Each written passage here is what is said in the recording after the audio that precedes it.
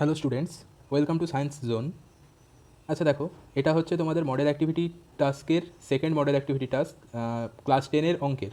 যদি first activity টাস্কটা দেখতে চাও, এটা আমার চ্যানেলেই আপলোড করা আছে, আমি ডেসক্রিপশানে দিয়ে দেবো, ওটা আগেরটাও দেখতে পারো। আচ্ছা দেখো, এখানেও অঙ্কগুলো আমি এক এক করে সলভ করব, তোমরা এখানে এক্সপ্লানেশনগুলো দেখে নিও এবং লাস্টে ভিডিওটাকে পজ করে তোমরা অঙ্কটা করে নিও। এখানে প্রথমে বলেছে, প্রথম অঙ্কটা সরল সুদের অঙ্ক, 8% সরল সুদের হারে কোনো মূলধনের n বছরের মোট সুদ PNR বাই 25 টাকা হলে মূলধনের পরিমাণ কী হবে।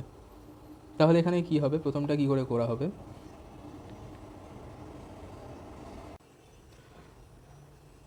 তাহলে আমি এখানে ধরি মোট মূলধন x টাকা,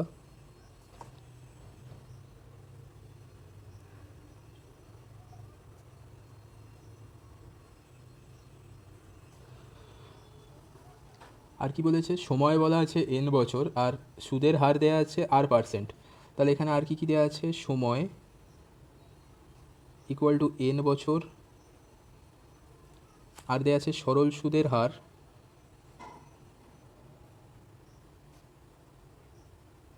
ইকুয়াল টু দেওয়া আছে r%। তাহলে সরল সুদ কি আসবে, সরল সুদ আসবে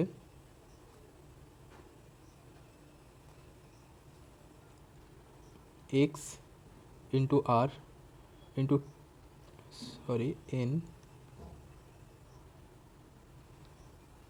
বাই 100। তাহলে এটাই আসছে XRN বাই 100 টাকা।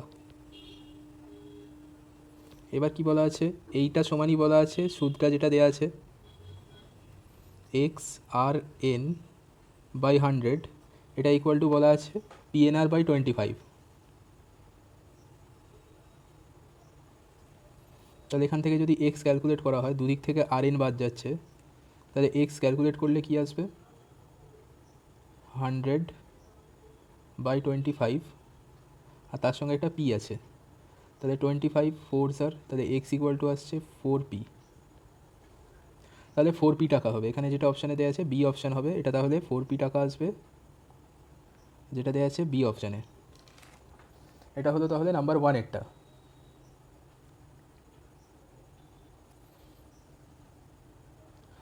নাম্বার 2 কি বলেছে, যে 2 এর দুটো আছে, একটা বলেছে দুটি চোঙের উচ্চতার অনুপাত দেওয়া আছে, পরিধির অনুপাত দেওয়া আছে, আয়তনের অনুপাত কত।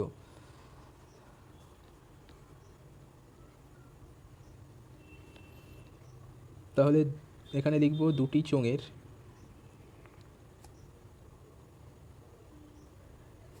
উচ্চতার অনুপাত,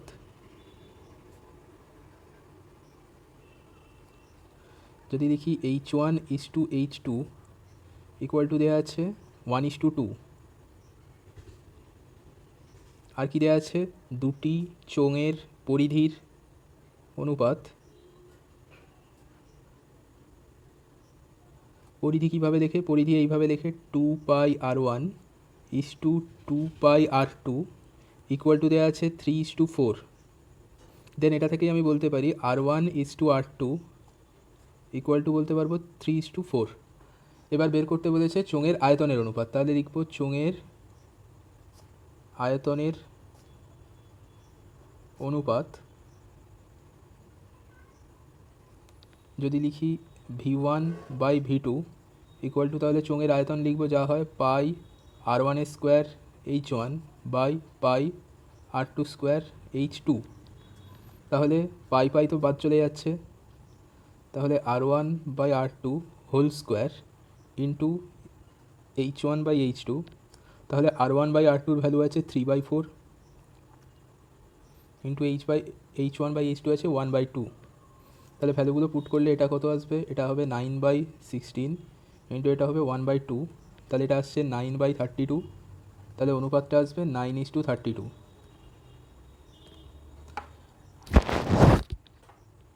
এরপরে 2-এরটা কী আছে, একটা বৃত্ত আছে ABAC পরস্পর লম্ব, ABটা 4 বলা আছে, ACটা 3 বলা আছে, ব্যাসার্ধটা কত। তাহলে এখানে একটা বৃত্ত আঁকা যাক আগে। একটা বৃত্ত বলা আছে, সেই বৃত্তের কেন্দ্রটা হয়তো ও কেন্দ্রীয় বৃত্ত, আর এখানে বলা আছে দুটি জ্যা দিয়েছে পরস্পর লম্ব। তাহলে এখানে দুটি জ্যা যদি করা হয় পরস্পর লম্ব,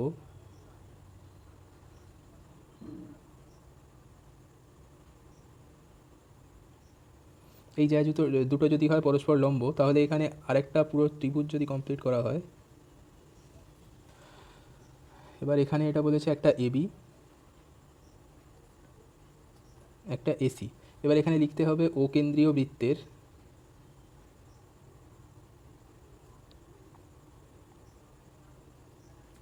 এবি ও এসি দুটি জ্যা পরস্পর লম্ব।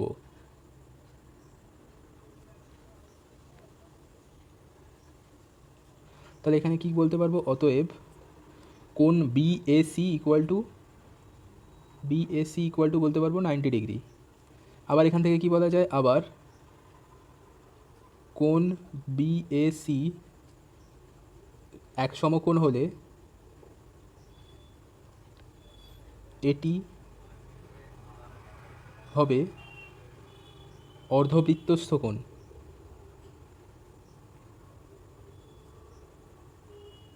তাহলে এখান থেকে কি বলতে পারবো, এই বিএসি এটা হচ্ছে একটা অর্ধবৃত্ত, বিএসি এই বৃত্তচাপটা হলো একটি অর্ধবৃত্ত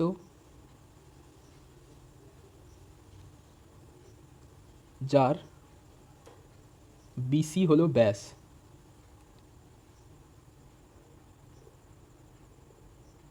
তাহলে এটা ব্যাস হয়ে গেল। এবার পিথাগোরাসের উপপাদ্য অনুযায়ী এবিসি ত্রিভুজ থেকে বিসিটাকে বের করতে হবে। তাহলে ত্রিভুজ এবিসিতে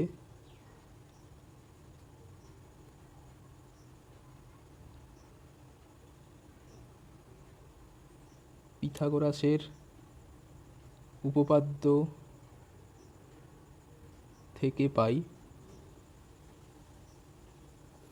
তাহলে এখানে কি বলতে পারবো, BC square equal to AB square plus AC square. তাহলে বিসি ইকুয়াল টু কী হবে, √5 স্কোয়ার, সরি এটা আছে 4 স্কোয়ার প্লাস 3 স্কোয়ার, 16 প্লাস 9।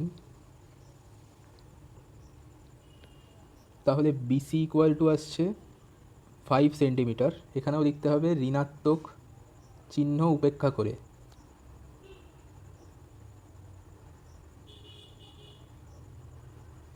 তাহলে এখান থেকে কী এলো, বিসি ইকুয়াল টু 5 সেন্টিমিটার। এবার এটা থেকে কি বলতে পারবো, অতএব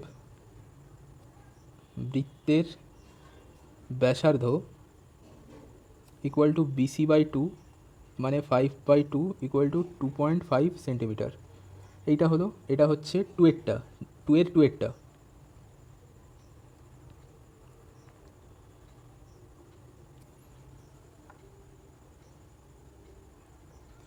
এরপরে কি আছে, এরপরে আছে কোনো মূলধন 2 বছরের সরল সুদ, এটা হলে চক্রবৃদ্ধি সুদ যদি এটা হয়, তাহলে মূলধন আর বার্ষিক সুদের হার কত।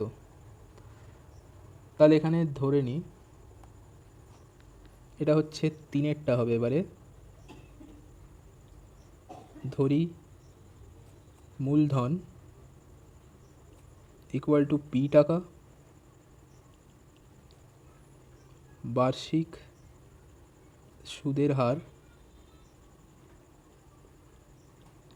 Equal to R%।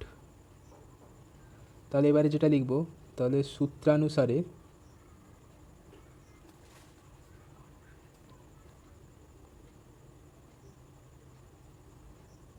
দু বছরের সরল সুদ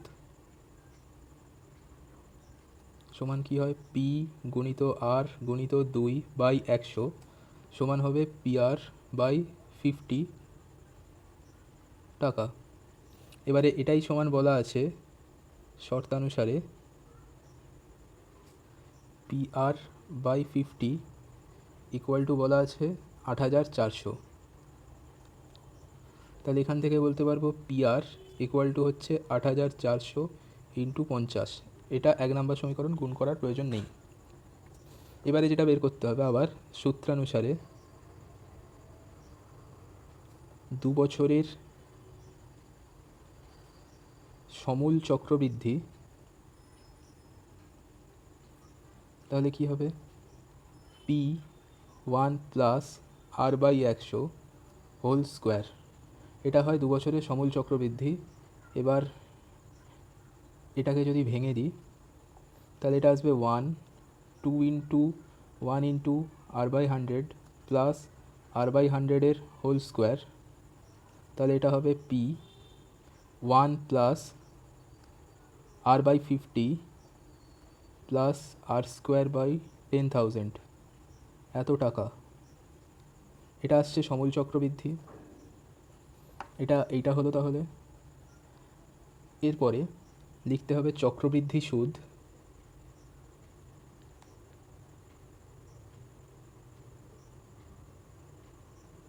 তাহলে যেটা সমূল চক্রবৃদ্ধি এসেছে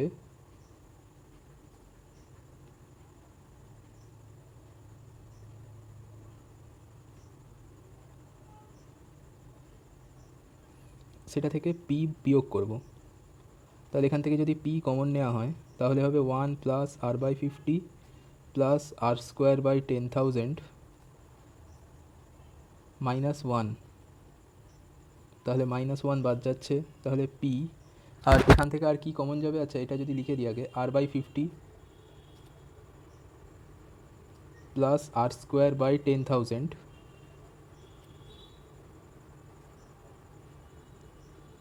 এবার ব্র্যাকেট থেকে আমি জাস্ট একটা আরকেই কমন নিই। আর যদি কমন নিই তাহলে ব্র্যাকেটের মধ্যে আসবে 1/50 প্লাস R/10,000, এত টাকা। এইটাই বলা আছে শর্তানুসারে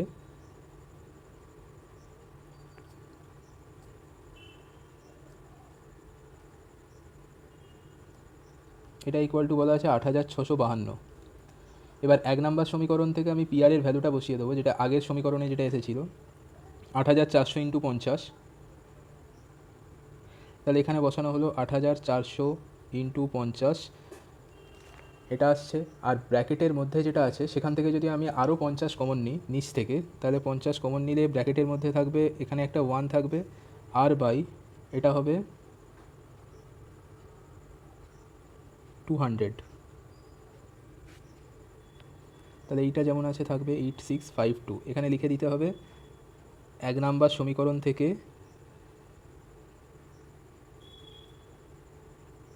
পিআর এর মান বসিয়ে পাই।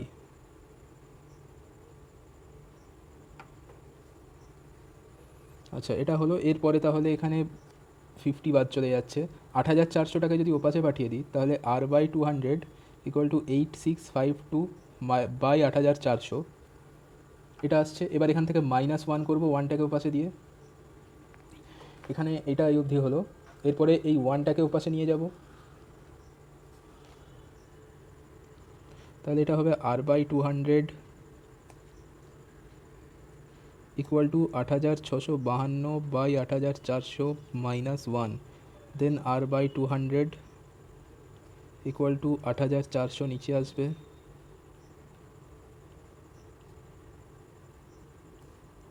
তাহলে এটা আসবে 252 বাই 8,400, এদিকটা যা আছে থাকছে।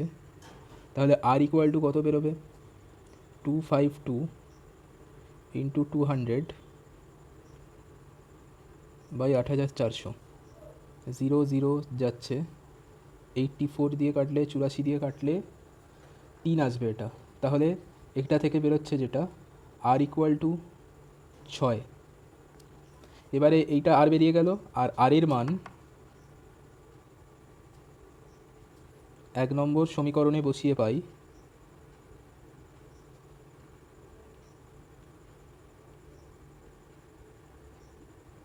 তাহলে 1 নম্বর সমীকরণ যেটা ছিল এইটা পিআর ইকুয়াল টু 8,400 × 50 এখানে বসিয়ে দেবো। তাহলে পি ইন্টু আর মানে 6, 8,400 × 50, তাহলে পি আসবে 8,400 × 50 বাই 6, তাহলে 6 দিয়ে কাটতে হবে এটাকে, তাহলে এটা আসছে 70,000। তাহলে 70,000 টাকা, এখানে টাকা লিখব না, তাহলে এখানে উত্তর লিখে দিতে হবে। অতএব মূলধন বা আসল লিখে দিয়ে, আসল ইকুয়াল টু 70,000 টাকা, সুদের হার 6%। এটা হলো। এর পরের কোশ্চেন কি আছে? এরপরে একটা আছে A x square plus B x plus C সমীকরণের বীজদ্বয়ের অনুপাত বলা আছে 1:r। তাহলে এখানে কী করব,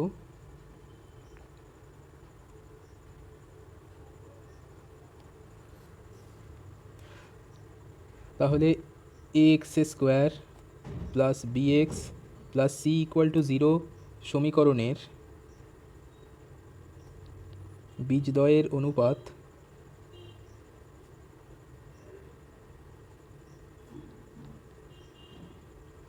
1:r হলে ধরি একটি বীজ আলফা এবং অপর বীজ আর আলফা, এই দুটো ধরে নিলাম। এবার এখানে আমি যেটা বার করব সেটা হচ্ছে প্রথমে বার করব বীজদ্বয়ের সমষ্টি। যেভাবে বার করে তাহলে আগে লিখব আলফা প্লাস আর আলফা ইকুয়াল টু হয় মাইনাস, এখানে এটা লিখে দিলেও আচ্ছা মাইনাস বি বাই এ, একেবারে সমীকরণ থেকেই লিখে দিচ্ছি, এটা হয় একটা। আর একবার লিখতে হবে বীজদ্বয়ের গুণফল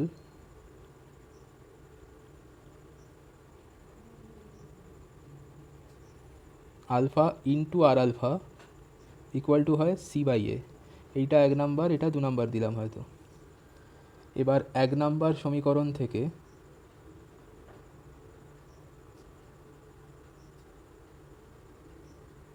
তাহলে আলফা প্লাস আর আলফা ইকুয়াল টু দেওয়া আছে minus B by A.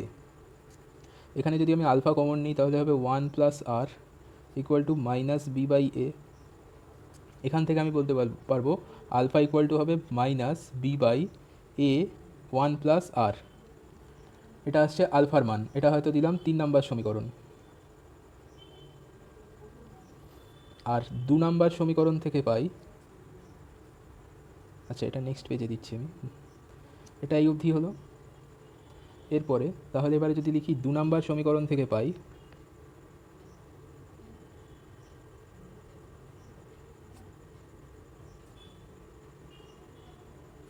Alpha into R alpha equal to আছে সি বাই এ। এখান থেকে বলতে পারবো R alpha square equal to হচ্ছে সি বাই এ। এবার আলফার ভ্যালুটা বসিয়ে দিই, আর ইন্টু আলফা স্কোয়ারের ভ্যালু, আলফার ভ্যালুটা যেটা আছে 3 নাম্বার সমীকরণে সেটা থেকে বসাই B by A 1 minus R. তাহলে minus B by A 1 plus R, sorry 1 plus R, তাহলে হোল স্কোয়ার করলে সি বাই এ আসবে।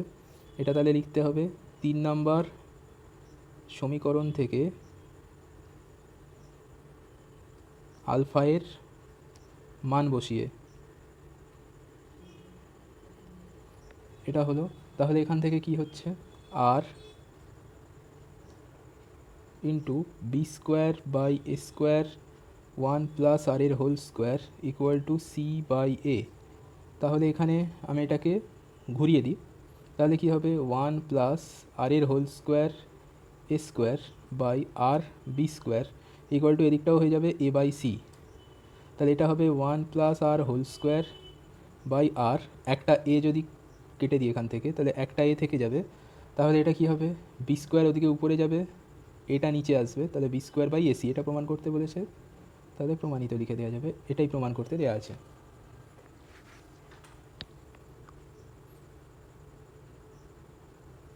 আচ্ছা এরপরে যেটা আছে, এরপরে তো একটা উপপাদ্য আছে, উপপাদ্যটা বই থেকে লিখে নিতে পারবে। এই যে এই উপপাদ্যটা আছে এখানে, এখানে আমি দিয়েও দিয়েছি 33 উপপাদ্য, সেটা দেখে নিও কী আছে তোমাদের এই উপপাদ্যটা।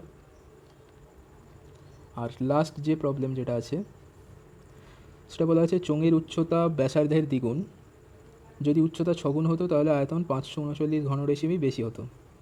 তাহলে উচ্চতাটা ব্যাসার্ধের দ্বিগুণ, তাহলে এখানে পারলে একটা ছবি এঁকে দিও।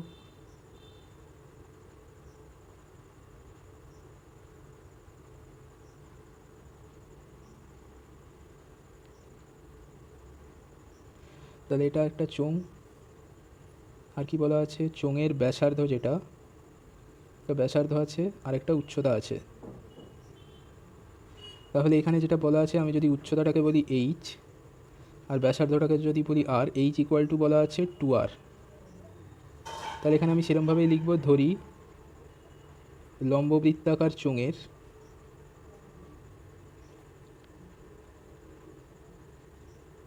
ব্যাসার্ধ ইকুয়াল টু আর এবং উচ্চতা h ইকুয়াল টু 2r ডেসিমিটারে দেওয়া আছে।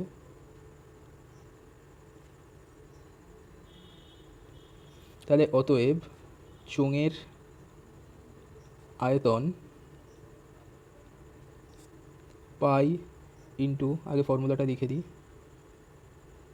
পাই আর স্কোয়ার এইচ ইকুয়াল টু হবে পাই আর স্কোয়ার ইন্টু 2r, তাহলে 2 পাই আর কিউব ঘন ডেসিমি। এবার লিখতে হবে চোঙের উচ্চতা 6 গুণ হলে উচ্চতা হতো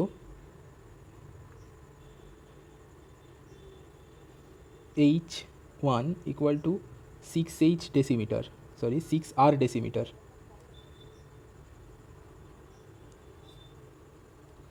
তাহলে এখন চোঙের আয়তন হতো পাই ইন্টু আর স্কোয়ার ইন্টু 6r, তাহলে 6 পাই আর কিউব ঘন ডেসিমিটার। এবার শর্তটা কি বলেছে? শর্তটা বলেছে এটা মাইনাস এটা ইকুয়াল টু বলা আছে 539, মনে হয় 539। তাহলে লিখব শর্তানুসারে 6 pi R cube minus 2 pi R cube equal to 539। তাহলে এটা হচ্ছে 4 pi R cube equal to 539। তাহলে আর কিউব ইকুয়াল টু হবে 539 বাই 4 পাই। তাহলে আর কিউব কী আসবে? 539 4 ইন্টু 22/7। তাহলে এটাকে সমাধান করলে 539, এটা হচ্ছে, এটা 11 দিয়ে কাটলে 49, এটা আসবে 2। তাহলে এখানে আর কিউব ইকুয়াল টু আসছে 7/2 হোল কিউব। তাহলে অতএব বলতে পারবো আর ইকুয়াল টু হবে 7/2। তাহলে এখানে কি চেয়েছে? এখানে চেয়েছে চোঙটির উচ্চতা কত। তাহলে এখানে লিখে দেবো যে অতএব চোঙটির ব্যাসার্ধ ইকুয়াল টু 7/2 ডেসিমিটার, চোঙটির উচ্চতা ইকুয়াল টু 2 ইন্টু 7/2 ডেসিমিটার, মানে হচ্ছে আসবে 7 ডেসিমিটার। এইটাই আছে তোমাদের মোটামুটি অঙ্কের মডেল অ্যাক্টিভিটি টাস্ক 2টায়। আর এর ছাড়াও তোমাদের যদি ভৌতবিজ্ঞানের মডেল অ্যাক্টিভিটি টাস্কগুলো যদি না হয়ে থাকে তাহলে তোমরা এই চ্যানেলেই পেয়ে যাবে। আর এছাড়াও তার লিঙ্ক আমি ডেসক্রিপশানে দিয়ে দেবো। আর যদি ভিডিওটা ভালো লেগে থাকে তাহলে অবশ্যই লাইক করো এবং চ্যানেলটাকে সাবস্ক্রাইব করো, যাতে এর পরবর্তীকালে যেগুলো আসবে নোটিফিকেশান সেইগুলো যাতে তোমরা পেয়ে যাও।